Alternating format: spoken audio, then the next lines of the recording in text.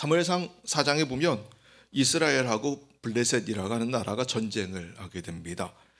그때 이스라엘이 블레셋 사람들에게 패하게 됐지요.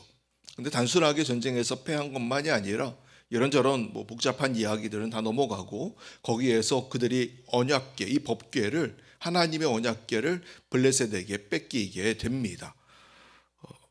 이때 엘리 제사장의 두 아들 홈니와 비느하스가 이 법궤를 부적처럼 여기고 법궤를 가지고 전쟁하러 가면 그러면 전쟁에서 승리할 것이다 라는 생각을 가지고 나갔는데 글쎄 이스라엘이 오히려 패배했습니다.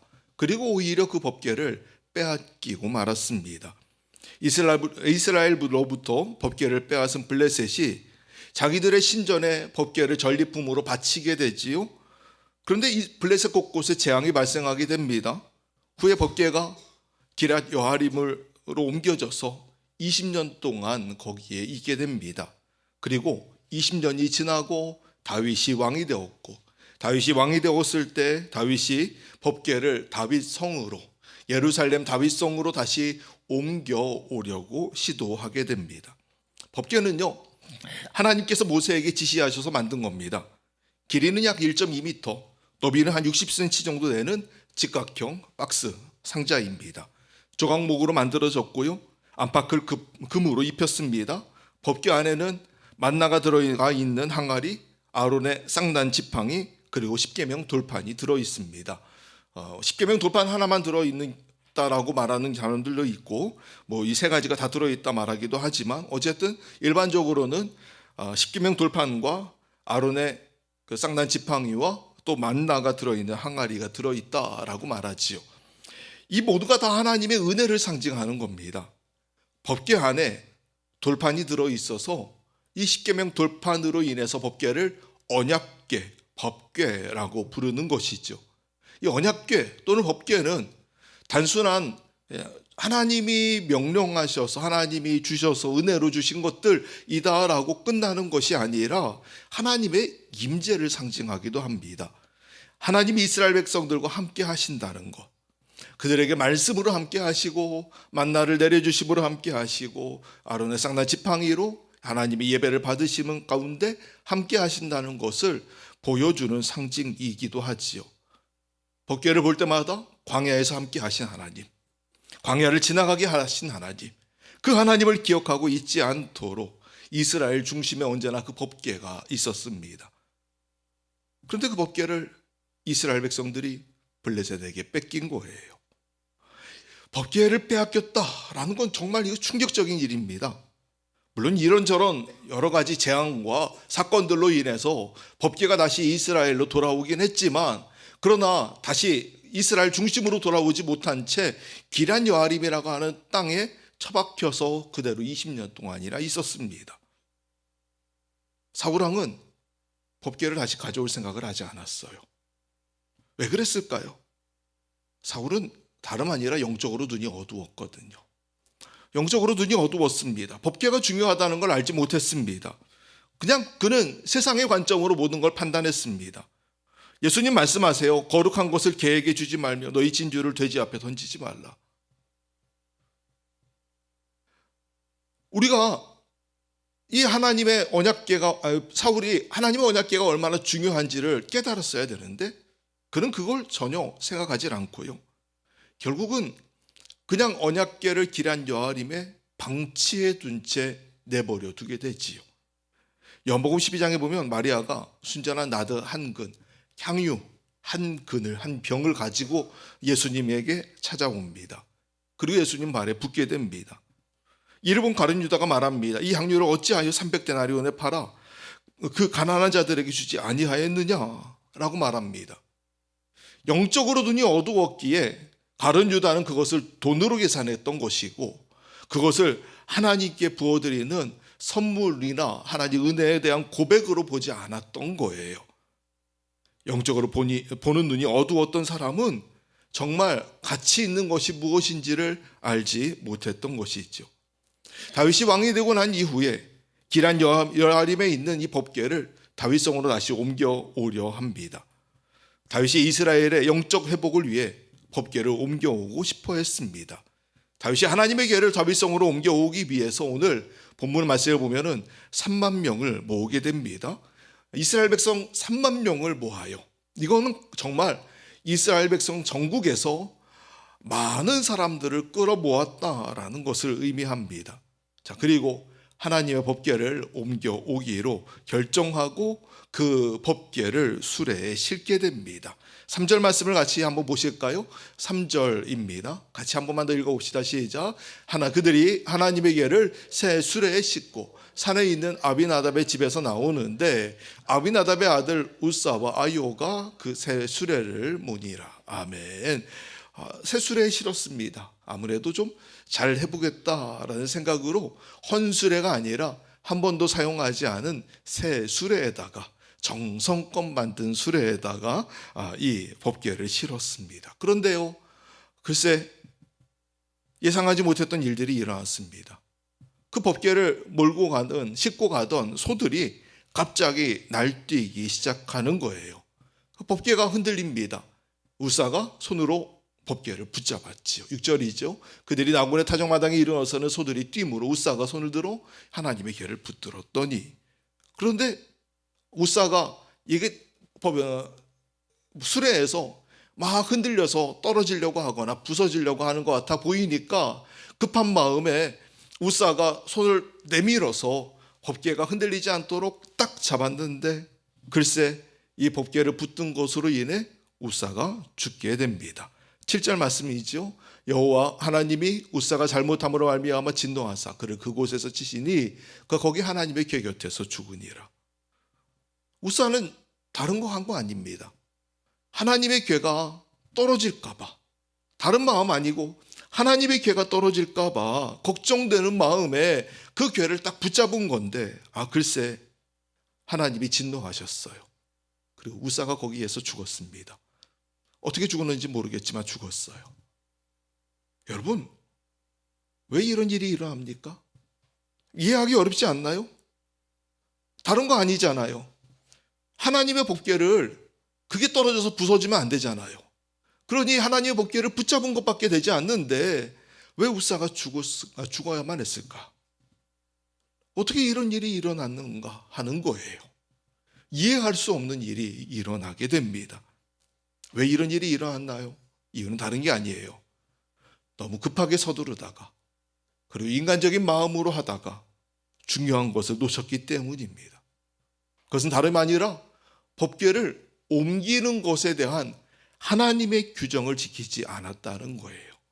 무슨 말이냐면요, 법궤는 하나님의 언약궤는 하나님께서 만들라고 명령하신 이 언약궤는요, 여기서 여기로 옮길 때 옮기는 중요한 규정이 하나님이 명령하신 규정이 있습니다. 하나님이 법궤를 어떻게 다뤄라 라고 말씀하신 하나님의 방법이 있었어요. 어떻게 옮겨야 되는가라고 하나님 분명하게 명령하셨는데 그 방법을 그들이 전혀 고려하지 않은 채 어떻게 옮겨야 될까가 아니라 내가 생각할 때 가장 좋은 게 무엇일까로 생각하고 수레에 실었던 겁니다. 사실 법궤를 옮기는 방법은 단순합니다. 레위 족속, 이스라엘 사람들 중에 레위 가문에 속한 레위 사람이 어깨에다가 짊어지고 옮기면 되는 겁니다. 다른 방법이 아니고요. 레위 가문에 속한 사람들이 법궤를 어깨에 다 짊어지고는요, 걸어서 옮기면 됩니다.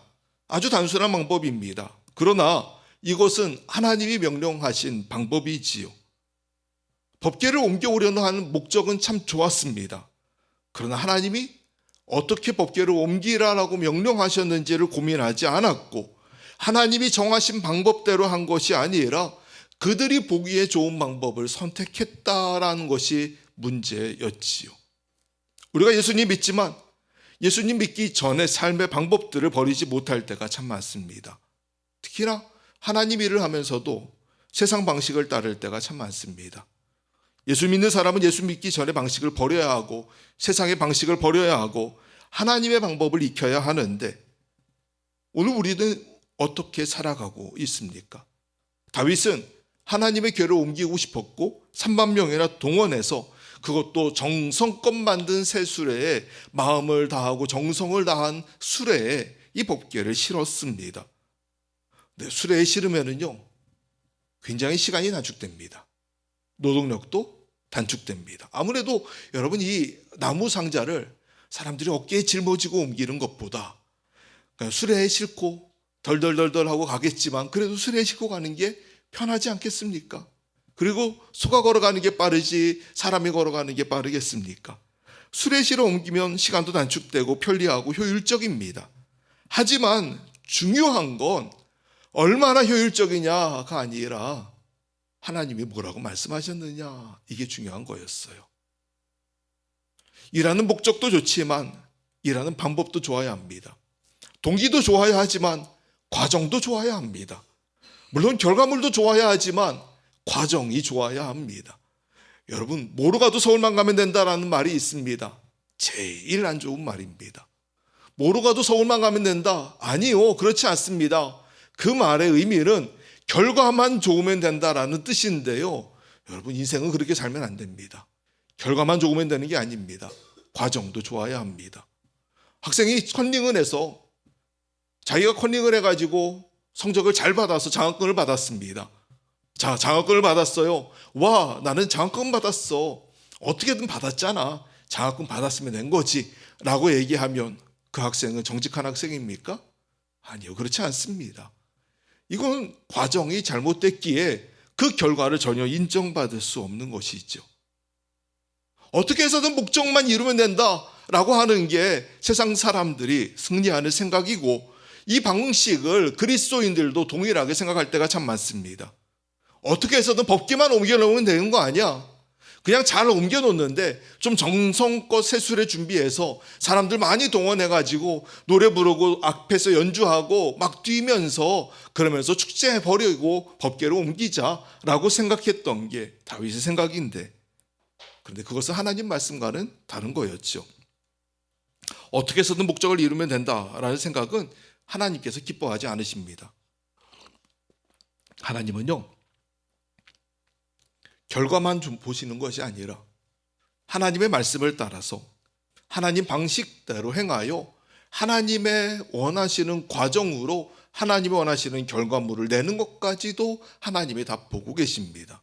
또 그것을 행하는 마음의 동기도 하나님이 다 보고 계십니다. 왜 그 일을 하는가? 우리는 결과물만 놓고 이 사람이 이 일을 했으니 그 사람의 동기도 좋을 거야 라고 판단하겠지만, 아니요, 하나님은요 그 마음의 동기도 보시고요, 그 일을 하는 과정도 보시고요, 그 일을 만들어낸 결과물도 보십니다. 결과물만 보는 건 아니라는 거예요. 기업은 고효율, 최대 이익을 목표로 합니다. 세상 사람들은 힘이 적게 들고 많은 열매를 거두려고 합니다. 근데 영적인 세계에는 그렇지 않아요. 신앙생활하는 것, 믿음으로 살아가는 건 오히려 비경제적이고 비효율적일 때도 많습니다. 첨단 시대입니다. 효율을 굉장히 중요하게 생각합니다. 빠른 게 좋은 거라고 생각하고 많은 사람들이 정말 빠른 거에 익숙해져 있습니다. 그런데 오히려 신앙생활은 느린 것과 관련이 더 많습니다. 시간을 들여야 됩니다. 시간에 쫓기면 기도할 수도 없고 말씀을 묵상할 수도 없습니다. 기도하고 시간에 쫓겨서 응답받지 못한다고 결정하고 기도를 내려놓으면 결국은 그 모든 기도는 다 무산되고 맙니다. 기도할 때에는 시간이 필요합니다. 하나님이 응답하시기까지 아주 긴 시간, 때로는 정말 기나긴 시간 동안에 인내하고 기다리는 삶이 필요합니다. 빠른 것이 좋다라고 하는 시대에 기도한다는 건 정말 비효율적이에요. 왜냐하면 지금 당장 내 방법으로 하면 해결될 수 있는 문제를 내가 기도하면 얼마 만에 해결할 수 있을지 사실 장담하지 못하기 때문에 그래요. 물론 하나님이 역사하셔서 당장 그 순간 하나님이 해결하실 때도 있지만 어떤 기도 제목은 내 평생에 해결되지 않을 때도 있잖아요. 때로는 내 다음 세대 해결될 때도 있고 그 다음 세대 해결될 때도 있어요. 얼마나 비효율적입니까? 그런데 기도는요, 믿음으로 기다리는 거예요. 기다리는 동안 하나님과의 관계가 깊어져 가는 거고 더 믿음이 성숙해져 가기 때문입니다. 하나님 말씀하신 대로 법궤를 수레를 이용하여 법궤를 옮기는 것이 아니라 하나님의 사람들, 레위 사람들을 통해서 법궤를 옮겨야 했어요. 하나님의 일을 사람의 방법으로 하면 안 됩니다. 하나님이 원하시는 방법과 사람이 원하는 방법은 다르기 때문입니다. 우리가 하나님의 나라의 일을 열심히 한다라고 생각하고 때로는 사람의 방법으로 할 때가 있는데요. 아니요, 잘못된 방법입니다. 사람의 욕심과 사람의 방법으로 그 일을 할 것이 아니라 오히려 하나님의 방식을 따라서 하나님의 뜻대로 일을 해나가는 것이 필요하기 때문입니다. 다윗이 뭔가 잘못했다는 걸 깨달았습니다. 이게 뭔가 문제가 있구나라는 것을 알게 되었고 이제 이후로 그냥 그대로 밀어붙이진 않습니다. 왜냐하면 몇 가지 이유가 있죠. 먼저는 만졌더니 사람이 죽었어. 법궤 무서운 거야. 이 법궤를 어떻게 내가 살고 있는 성에 모셔올 수가 있겠어. 이거 그냥 가져왔다가 나도 죽을 수 있겠다 하는 두려운 마음에 법궤 가져오는 것을 일단 포기합니다. 또 한 가지는 뭔가 잘못됐다는 걸 알았어요. 그러면 어떻게 해야 되는 거지? 라고 하는 방법을 찾기까지 그가 시간을 더 투자하기로 결정을 합니다. 무조건 밀어붙이지 않고 두려운 마음과 또 제대로 된 방법을 찾기 위해서 다윗이 법궤를 오베데돔의 집에 갖다 놓게 됐지요. 여러분, 우리도 마찬가지예요. 무언가를 할 때 하나님 말씀을 따르기보다 자기의 생각에 지나치게 몰두할 때가 있습니다. 그런데 우리가 생각하는 건 중요하지 않습니다. 무엇을 하든지 우리가 생각하는 대로 하기보다 하나님 말씀을 따라야 합니다. 하나님의 말씀을 따라하는 것이 중요하지요. 11절 말씀을 보실까요? 11절 한 목소리로 한 번만 더 같이 읽어봅시다. 같이 읽어요. 시작.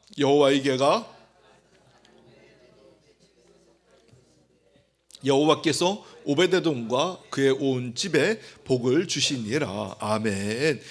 다윗이 가드 사람, 이스라엘 사람이 아니고요, 이방 사람입니다. 가드 출신 사람 오벳에돔이라고 하는 사람의 집에 그 법궤를 갖다 놓게 됩니다.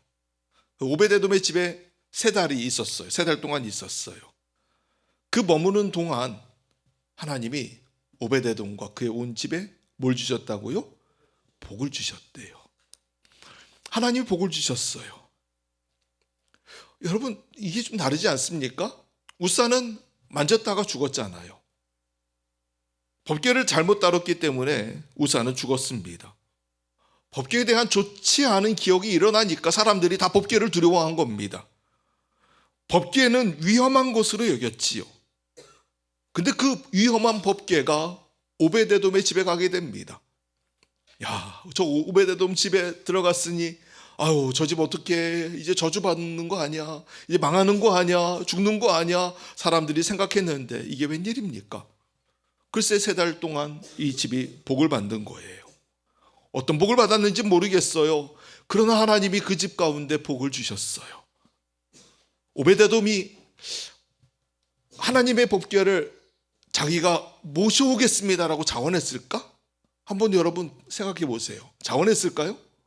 아니, 그렇지 않았을걸요. 갑자기 어느 날 집에 있는데 다윗 왕이 오더니 이거 여기다 놓고 갈게 하고 놓고 그냥 가지 않았을까요? 자기는 뭔데요? 봤더니 법궤래요. 왜요? 라고 하는데 갑자기 놓고 갔어요. 얼떨결에 떠맡았을지도 모르겠습니다. 어쩔 수 없이, 정말 어쩌면 어쩔 수 없이 법궤를 자기 집에 모셔야만 했을지도 모르겠어요. 10절 말씀을 같이 읽어볼까요? 10절입니다. 다윗이 여호와의 궤를 옮겨 다윗성 자기에게로 메어가기를 즐겨하지 아니하고 가드 사람 오베데돔의 집으로 메어 간지라. 마치 구레네 사람 시몬이 진 십자가 같은 것 같아요. 예수님이 십자가를 지고 갈보리 언덕을 올라가시다가 지쳐 쓰러지게 됐지요. 그때 로마 군인들이 구레네 사람 시몬을 발견하고는요, 이 구레네 사람 시몬에게 예수님의 십자가를 대신 지게 합니다. 나가다가 시몬이란 구레네 사람을 만남에 그에게 예수의 십자가를 억지로 지워가게 하였더라. 억지로 지워가게 하였더라. 너 일로 와. 불러내가지고 왜요? 했더니 야, 이 사람 이거 못 든다. 네가 대신 들어라.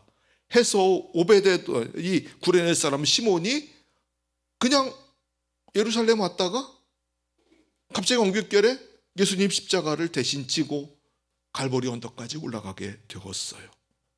자원했나요? 내가 대신 할게요. 자원했나요? 아니요. 그렇지 않습니다. 억지로 했습니다. 자원하여 십자가를 지지 않았고, 그리고 자원하여 십자가를 지려는 사람도 없었고, 지금도 자원하여 십자가를 지려 하지는 않아요. 어려운 일을 하는 건 부담스럽습니다. 부담스러운 일을 맡아 할 때 십자가를 진다고 흔히 표현하지 않습니까? 사람들은 힘든 걸 싫어합니다. 자유로운 것을 원하지요. 책임지는 일을 하고 싶어 하지 않습니다. 편안하게 살고 싶어 합니다. 그런데 이상하게도 하나님의 일은 편하지 않아요. 쉽지 않습니다. 복음을 위해 사는 것은 때로는 어렵습니다. 불편합니다. 하나님 말씀대로 복음 위에 살아가려면 세상의 편안함을 포기해야 할 때가 있고, 불편하고 어렵게 살 때가 많고, 손해를 각오해야 할 때도 있습니다. 오베데돔이 그렇죠. 어느 날 갑자기 하나님의 괴가 자기의 집에 들어와야만 했습니다. 원하지 않았습니다. 자원하지 않았습니다. 억지로 그도 그 하나님의 언약궤를 짊어져야만 했습니다. 그런데 누군가는 보관해야만 했던 그 하나님의 언약궤, 오베데돔이 자기가 보관하기 시작한 이후로 쉽지 않은 결단이었지만 그는 그 법궤를 정성껏 맡아서 관리하게 됩니다. 억지로 진 십자가인지는 모르겠지만 그러나 십자가를 지고 그는 최선을 다합니다. 법궤로 인하여 누군가 죽었다는 소문도 들었습니다. 야, 누가 죽었대. 만졌다 죽었대. 붙잡다가 죽었대. 야, 너도 조심해. 근처에도 가지 마. 그 쳐다도 보지 마. 그 법궤 무서운 거야. 잘못하면 너도 죽어. 라고 사람들이 얘기했을지 모릅니다. 그럼에도 불구하고 오베데돔은 자기에게 주어진 하나님의 언약궤를 정성을 다하여 그것을 살피고 관리하기 시작했습니다. 그러자 하나님이 오베데돔의 집에 복을 주셨어요. 하나님께서 오베데돔의 가정에 복을 주셨습니다. 여러분 보십시오. 우리가 작년에 복에 대한 말씀을 나눴습니다. 여러분 복이 무엇이라고 말했습니까? 복은 하나님이라 그랬어요. 하나님이 하시고 하나님이 주시는 게 복이라고 했어요. 오벳에돔의 집에 하나님의 임재인 법궤가 들어가니까, 하나님이 그곳에 계시니까 당연히 그 가정이 복을 받게 되더라는 거예요. 여러분, 여러분의 가정에도 하나님 함께 계셔서 하나님의 임재 가운데 하나님이 주시는 복이 넘치기를 주의 이름으로 축원합니다. 하나님이 계시면 복을 받습니다. 믿으십니까? 오벳에돔의 집에 하나님의 법궤가 들어가니까 그 집이 당연히 복을 받을 수밖에 없게 된 거지요. 하나님의 법궤를 소중하게 여겼던 오베데돔, 많은 사람들이 하지 않으려 했던 그 일을 기꺼이 오베데돔은 맡아서 하게 되었고, 자기의 집에 법궤가 들어온 것을 결국은 그는 영광으로 여겼고, 그것을 은혜로 여기며 믿음으로 그 법궤를 잘 섬겼더니, 하나님을 섬겼더니 하나님이 그 오베데돔에게 복을 허락해 주셨던 것이죠. 다시 말하지만 오베데돔은 가드 사람입니다. 가드 사람이란 말은 이방인이라는 뜻이에요. 이스라엘 사람이 아닙니다. 그럼에도 불구하고 하나님의 법궤를 오베데돔이 맡아 있는 동안에 하나님께서 그 집에 복을 허락해 주셔요. 사람들이 하지 않으려 하는 일을 하는 것은 어려운 일입니다. 하지만 순종하고 그 순종한 이후에야 결국 그것이 바로 복된 일이라는 것을 알게 되는 것처럼, 결국은 우리도 주의 말씀에 순종하며 나아갈 때 하나님이 우리에게 복을 허락해 주실 줄 믿습니다. 우사는 하나님의 궤를 만짐으로 죽었습니다. 하나님의 궤로 인해 블레셋의 많은 사람들이 죽었습니다. 하나님의 궤를 보관한다는 것은 위험한 일입니다. 그러나 오베데돔은 믿음으로 선택했습니다. 자기에게 해가 될 수 있는 일이지만 그럼에도 불구하고 그는 그 일을 최선을 다해 섬겼습니다. 그러자 하나님이 그 집에 복을 허락해 주셨죠. 오베데돔의 믿음에 하나님께서 은혜를 부어 주셨던 것입니다. 결국 다윗이 다시 소문을 듣습니다. 오베데돔의 집이 복받았답니다 라고 하는 소문을 듣게 되어요. 자, 그럼 결론은 그거죠. 법계 자체가 악한 것은 아니라는 거예요. 법계 자체가 무서운 건 아니라는 겁니다. 자, 그럼 뭐가 문제였을까라고 하는 질문에 다시 답을 내리게 되면 결국은 법계 그 자체에 악함이 있는 게 아니라 법계를 옮기는 과정에 문제가 있었다라고 하는 결론을 내리게 되고, 그 과정으로 결국은 뭐가 문제였을까 하는 거에 하나님 말씀을 그가 다시 찾게 됐지요. 역대상 15장 15절에 모세가 여호와의 말씀을 따라 명령한 대로 다윗이 레위 자손이 채 하나님의 궤를 꿰어 어깨에 매게 함으로 그 법궤를 옮기게 합니다. 여호와 하나님의 말씀을 따라 명령한 대로 다윗이 자기의 쓸모없는 것들을 다 제거해 버리고요. 사람도 3만 명이나 모으지 않습니다. 최소한의 사람들만 모으게 됩니다. 정말 필요한 사람들만 모으게 되고, 하나님 명령하신 대로 레위 사람들을 불러다가 그들에게 장대를 주고, 언약궤에 고리가 달려 있거든요. 그 고리에다가 장대를 끼우고 양쪽으로 이렇게 어깨에 짊어지게 합니다. 그 어깨에 짊어져서 레위 사람들이 걸어서 언약궤를 옮기게 되어요. 말씀하신 대로. 그리고 법궤가 다윗성으로 들어오게 됐지요. 다윗이 다윗성으로 그 법궤가 들어올 때 얼마나 기뻤는지요. 막 기뻐서 온 백성과 함께 춤을 추며 하나님 앞에 예배를 드리게 됩니다. 기쁨을 감추지 못하고 하나님 앞에서 춤을 추게 되어요. 나중에 여러분 사무엘상 6장 말씀을 한번 집에 가서 사무엘상 6장 말씀을 집에서 읽어보십시오. 등장인물이 참 많습니다. 우사는 예배를 기능적인 면으로만 생각했습니다. 그는 법궤를 옮기는 일에 참여했지만 그러나 법궤에 손을 댐으로 죽었습니다. 다윗의 아내 미갈은 하나님의 궤가 다윗성으로 들어오는 것을 창밖으로 내다만 보았습니다. 그는 예배의 구경꾼이었습니다. 영적 감각이 전혀 없었습니다. 오베데돔은 법궤가 자기의 집에 3개월 동안 보관한 것으로 인하여 복을 받게 됩니다. 그는 하나님 무엇을 기뻐하시는 걸 알았습니다. 남들이 하지 않는 일에 그가 순종했을 때, 그리고 최선을 다했을 때, 주의 말씀대로 행하였을 때 하나님께서 그와 그의 온 집에 복을 허락해 주셨습니다. 내가 하고 싶은 것만 해서는 안 될 때가 있습니다. 오베데돔이 이 일을 하고 싶어 한 건 아니겠지요. 편안하게 살려고만 하면 안 됩니다. 법궤를 다루는 일이 편하진 않습니다. 정성을 다해야 되고 형식을 갖춰야 되고 아무래도 그 모든 일이 다 부담인 것은 사실입니다. 내가 왜 이 일을 해야 될까? 그 질문을 할 수도 있습니다. 오베데돔이 아마 이 질문을 했을 거예요. 아니 집 하도 많고 많은데 자기 유대 백성이면 유대 사람들 알아서 하지, 왜 이걸 이스라엘 사람들 알아서 하지 왜 나한테 주고 그래? 나 이방 사람인데. 이 생각을 했을지도 모릅니다. 왜 날 시켜? 왜 나한테 맡겨? 목사님은 왜 나한테 이런 거 부탁하고 그래? 하나님 왜 이런 거 하라고 명령하셔? 라고 생각할 수 있습니다. 그러나 그런 생각 가지면 안 됩니다. 정말 하나님이 기뻐하시는 일인가? 라는 걸 생각해야 하지요. 그리고 하나님 기뻐하시는 일이라면 기꺼이 해야지요. 하나님 맡겨주신 것에 감사해야지요. 그럴 때 오베데돔의 집이 복을 받은 것처럼 감사함으로 주의 일을 감당하는 자가 복을 받게 될 것입니다. 하나님을 섬길 때, 하나님 말씀을 따라 행할 때 우리의 생각과 우리의 가치의 기준과 우리의 삶의 방식이 중요한 게 아니고요, 내 삶의 방식대로가 아니라 하나님 말씀대로 행하여 주님의 일을 섬길 때, 그때 하나님 원하시는 대로 주님 기뻐하시는 대로 할 때 하나님이 우리의 이 헌신을 받으시고 우리의 삶의 복을 허락해 주실 것입니다. 오늘 저와 여러분이 그렇게 하나님을 섬기는 자가 되기를 원합니다. 그렇게 섬기는 것이 우리가 복받는 길임을 믿습니다. 저와 여러분도 그렇게 말씀을 따라 순종하여 헌신함으로 주의 말씀에 순종할 때 주 안에서 복을 받는 여러분 다 되시기를 주의 이름으로 간절히 축원합니다.